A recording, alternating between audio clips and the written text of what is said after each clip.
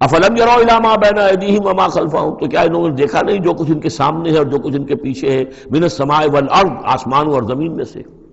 سامنے کیا ہے؟ آپ کائنات کو دیکھتے ہیں، یہ سب آپ کے سامنے ہے۔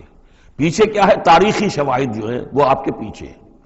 تو یہ جو ایام اللہ کے ذریعے سے تذکیر ہوتی ہے یہ ہے پیچھے، اور جو آلاء اللہ سے جو تذکیر ہوتی ہے یہ ہے سامنے کی شے۔ تو انہوں نے کیا دیکھا نہیں؟ ان نشاء نخسف بہم الارض، اگر ہم چاہیں تو ان کو زمین میں دھسا دیں، اور نسقط علیہم کسفا من السماء، اور اگر ہم چاہیں تو ان پر آسمان کا کوئی ٹکڑا گرا دیں۔ ان فی ذلک لآیۃ لکل عبد منیب، یقیناً اس میں نشانی ہے ہر اس شخص کے لیے، ہر اس بندے کے لیے جو اللہ کی طرف رجوع کرے۔ وَلَقَدْ آتَيْنَا دَاوُودَ مِنَّا فَضْلًا، اور ہم نے داؤد کو، حضرت داؤد حضرت سلیمان دونوں کا ذکر آیا تھا اس سے پہلے سورہ نمل میں، لیکن وہاں حضرت داؤد کا ذکر بہت ہی مختصر پہلی آیت میں تھا، باقی سارا معاملہ پھر حضرت سلیمان کا تھا۔ لیکن یہاں اب حضرت داؤد علیہ السلام کی شخصیت کو زیادہ اور ان کا ایک واقعہ بیان کیا جا رہا ہے۔ وَلَقَدْ آتَيْنَا دَاوُودَ مِنَّا فَضْلًا، اور ہم نے داؤد کو اپنی طرف سے اپنے خاص خزانہ فضل سے بڑا فضل عطا کیا تھا۔ یا جبال اوبی معہ والطیر، اور ہم نے حکم دے دیا تھا پہاڑوں کو بھی اور پرندوں کو بھی کہ ان کے ساتھ آواز میں آواز ملا کر حمد کے ترانوں میں ان کے ساتھ شامل ہو جائیں۔ یہ تعویب کہتے ہیں ترجیح، لوٹانا۔ جیسے کہ کسی وقت کوئی گانا ہو رہا ہے تو گانے میں کوئی ایک بول ہوتا ہے جو بار بار آتا ہے، اور یہ کہ اس کو پھر بہت سے لوگ مل کر گاتے ہیں، کوئی ایک گانے والا ہے یا گانے والی ہے، عام گانا مین تو اس کا ہے، لیکن کوئی درمیان میں ایسی چیز آتی ہے کہ جس کو وہ سب کے سب مل کر آواز میں پھر اس کو دہراتے ہیں، یہ ہے تعویب۔ تو اللہ تعالیٰ نے حکم دے دیا تھا یا جبال ہو، اے پہاڑ، اور اوبی معہ، اس کے ساتھ تم اپنی آواز ملاؤ اور اس کے ساتھ اس ترانہ حمد میں شریک ہو جاؤ، والطیر، اور اے پرندو تم بھی، وَعَلَنَّا لَهُ الْحَدِيدَ، اور ہم نے اس کے لیے نرم کر دیا لوہے کو، ان اعمل سابغات، کہ اے داؤد ہم نے تمہیں یہ کام سکھا دیا ہے، لوہا اب تمہارے لیے آسان کر دیا، نرم کر دیا ہے، اب اس سے بناؤ زرہیں کشادہ، وقدر فی السرد، اور جو زرہ بنانے میں اب جوڑ بنانے پڑتے ہیں تو اس کے لیے یہ ہے کہ اس میں جوڑ کڑیاں ملاؤ بڑی حساب کے ساتھ، وقدر فی السرد وَعَمَلُوا صَالِحًا، اور نیک عمل کیا کرو، انی بما تعملون بصیر، یقیناً ہم جو کچھ تم کر رہے ہو اسے دیکھ رہے ہیں۔ وَلِسُلَيْمَانَ الرِّيحُ غُدُوُّهَا شَهْرٌ وَرَوَاحُهَا شَهْرٌ، اور ہم نے ریحا، وَلِسُلَيْمَانَ الرِّيحَ، اور ہم نے حکم دے دیا تھا ہوا کو اور مسخر کر دیا تھا سلیمان کے لیے کہ صبح کو وہ چلتی تھی تو 1 مہینے کی مسافت تک حضرت سلیمان کو لے جاتی تھی، یعنی عام حالات میں جو ان کا اس زمانے کے جو بھی ٹرانسپورٹ کے اور جو بھی مینز آف کمیونیکیشن تھے، تو 1 مہینے میں جو مسافت طے ہو سکتی تھی وہ تیز ہوا جو حضرت سلیمان کے حکم سے چلتی تھی، تو صبح کے وقت وہ صرف ایک صبح میں وہ اتنی دور تک سفر کرا دیتی تھی۔ وَرَوَاحُهَا شَهْرٌ، اور اسی طریقے سے شام کی منزل بھی 1 مہینے کی مسافت۔ وَأَصَلْنَا لَهُ عَيْنَ الْقِطْرِ، اور ہم نے اس کے لیے جاری کر دیا تھا ایک چشمہ پگھلے ہوئے تانبے کا۔ وَمِنَ الْجِنِّ، اور جنات میں سے ہم نے ان کے تابع کر دیے تھے، مسخر کر دیے تھے، مَن يَعْمَلُ بَيْنَ يَدَيْهِ، جو ان کے سامنے مشقت کرتے تھے، مزدوری کرتے تھے، ان سے کام لیتے تھے حضرت سلیمان بِإِذْنِ رَبِّهِ، اپنے رب کے اذن سے۔ وَمَن يَزِغْ مِنْهُمْ عَنْ أَمْرِنَا، اور جو کوئی بھی ان میں سے ہمارے حکم سے کوئی سرتابی کرتا تھا، ٹیڑھا ہوتا تھا، نُذِقْهُ مِنْ عَذَابِ السَّعِيرِ، ہم اس کو عذاب چکھاتے تھے، بہت جلا دینے والا عذاب۔ یعملون لہ، اور یہ شیاطین، یہ جن جو کیا کرتے تھے ان کے لیے، یعملون لہ ما یشاء، ہر عمل کرتے تھے اور وہ چیزیں بناتے تھے جو وہ چاہتے تھے، من محاریب، بڑی بڑی عمارتیں بناتے تھے، بتماثیل،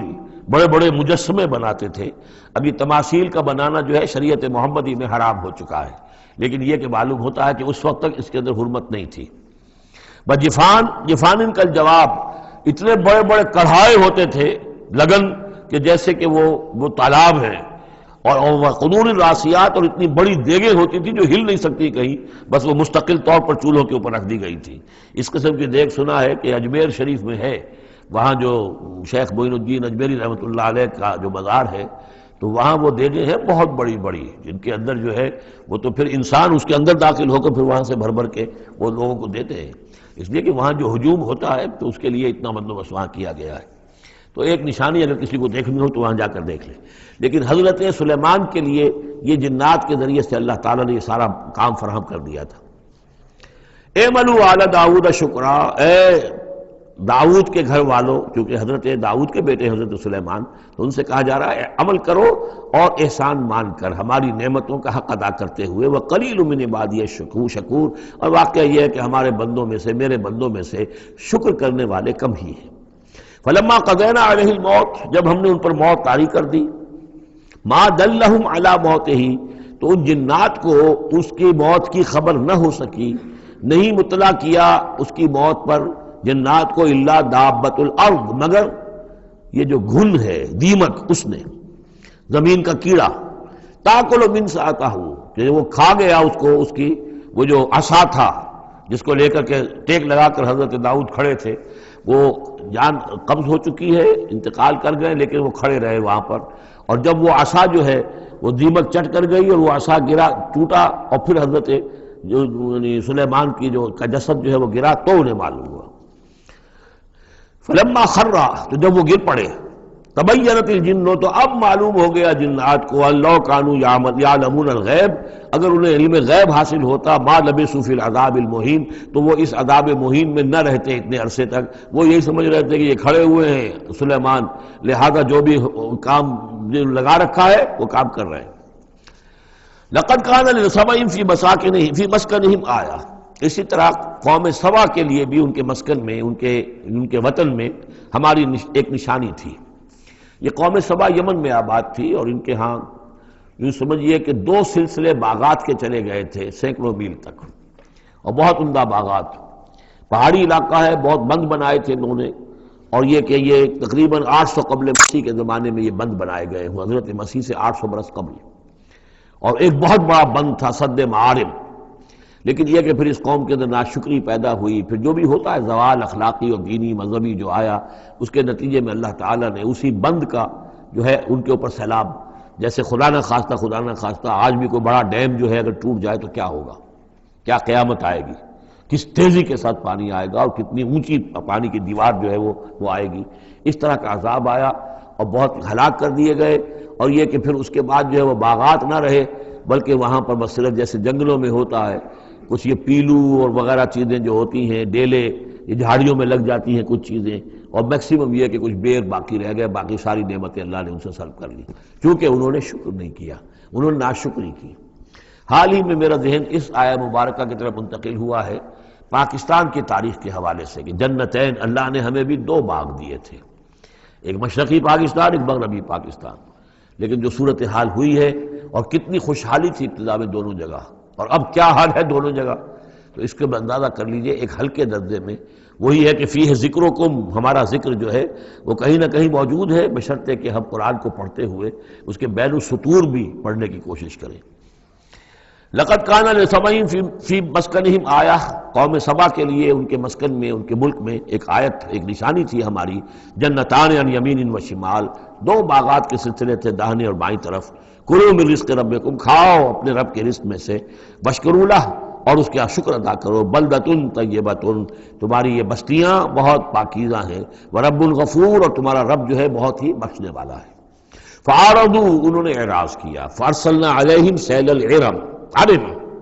پھر ہم نے ان کے اوپر بہت زور کا سیلاب چھوڑ دیا، وبدلناہم، اور ہم نے پھر بدل دیے، بجنتیہم، ان کے ان 2 باغات جن میں ہر طرح کے انواع و اقسام کے پھل تھے، ان کی جگہ پر جنتین، 2 ایسے باغ، ذوات اکل خمط، کہ کچھ کسیلے قسم کے اس میں کچھ پھل ڈیلے وغیرہ جو ہو جاتے ہیں جھاڑیوں کے اندر، واصل، اور جھاؤ، وشیء من سدر قلیل، تھوڑا سا بس اگر کچھ رہ گیا تھا وہاں پر تو وہ تھی اگر کوئی اچھی چیز تو وہ کچھ بیر تھوڑے سے۔ ذالک جزیناہم، یہ ہم نے ان کو بدلہ دیا، بما کفروا، ان کے کفران نعمت کی وجہ سے، وہل نجازی الا الکفور، اور ایسا برا بدلہ ہم دیتے ہیں صرف انہی کو کہ جو ناشکرے ہوں۔ وجعلنا بینہم وبین القری التی بارکنا فیہا، اصل میں یہ ایسٹ ویسٹ ٹریڈ کا جو میں نے آپ کو بتایا معاملہ کہ یہ قریش کی ایک رہی ہے، ان کی اجارہ داری رہی ہے اس کے اوپر، اس سے پہلے اس قوم سبا کے پاس تھا یہی معاملہ۔ قوم سبا جو یمن میں یہ آباد تھے، اور ان کا یہ سرسب شاداب علاقہ بھی تھا، بہت خوشبویات یہاں پیدا ہوتی تھی، اور ہر طرح کی بڑی آسودگی تھی، بہت پرانے زمانے کے جو کچھ سیاح ہیں انہوں نے حالات بھی لکھے ہیں، تو اس حوالے سے۔ لیکن یہ جو مشرق و مغرب کی ٹریڈ پوری ان کے پاس تھی، یعنی ہند چینی، ہندوستان چین، یہ سارا مشرق سے سارا سامان جو آتا تھا تجارتی وہ یمن کے ساحل پر آ گیا. ادھر یورپ سے سارا سامان جو آیا مرچنڈائز وہ آ گیا فلسطین کے ساحل پر، میڈیٹرینین کو کراس کیا فلسطین کے ساحل پر آ گیا. اب ان دو پوائنٹس کے درمیان جو ہے ان کے قافلے جاتے تھے، اور اللہ تعالیٰ نے ایسا کیا تھا کہ ایک تو کئی سو میل تک آغاز ہی چلے گئے تھے. پھر یہ کہ آگے بھی یہ ہے کہ تھوڑے تھوڑے وقفے کے بعد ایسی بستیاں آباد کر دی تھی اللہ نے اس راستے پر، راستے ہی پر تھیں، تو گویا کہ راستہ پرامن بھی ہو گیا، پرسکون بھی ہو گیا، ضرورت کی چیزیں بھی ملنے لگی. لیکن یہ کہ جب ان کے اندر گراوٹ آئی تو انہوں نے اس کی ناشکری کی. اللہ یہ فائدہ یہ سب ہے، اس میں تو کوئی جو ہے خاص ہمارے لیے ایڈونچر تو ہے ہی نہیں. تو کوئی دور کا سفر ہو، اس میں خطرے بھی ہو، اس میں کوئی اندیشے بھی ہو، تب لطف آئے سفر کا. تو اللہ تعالیٰ نے پھر